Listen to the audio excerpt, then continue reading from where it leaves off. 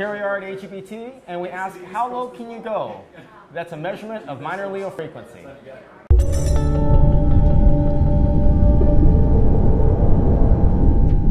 Simon, what can you tell me about how low can you go? What an intriguing title.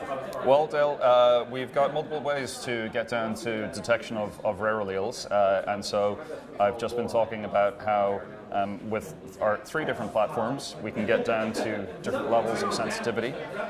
With our Sanger sequencing platform, users have already been able to get down to the 20-25% level of detection in the past, Sure. but we've recently developed some improvements in our algorithms for doing background subtraction that actually enable us to go substantially lower. So we can get into the 5% range with our AB Sanger sequencing now. This is enabled by some software that's just going into technology access at the moment. That's great. So big improvement on the Sanger side.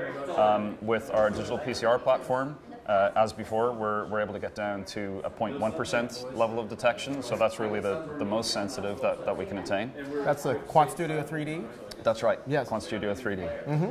And then with our Ion Torrent platform, we've just been demonstrating using some data that we've got based on both some synthetic controls that we use and based on some cfDNA samples from liquid biopsies, that we can get detection down to on the order of the 1% level with our Ion Torrent sequencing.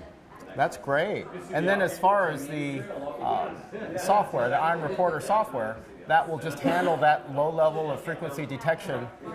That's right. Out So of the box? in our latest software release, Ion Reporter 4.4, we now have a workflow that has its parameters set specifically to enable us to get down to the 1% sensitivity. That's great. If you'd like to hear Simon's talk, please access it below.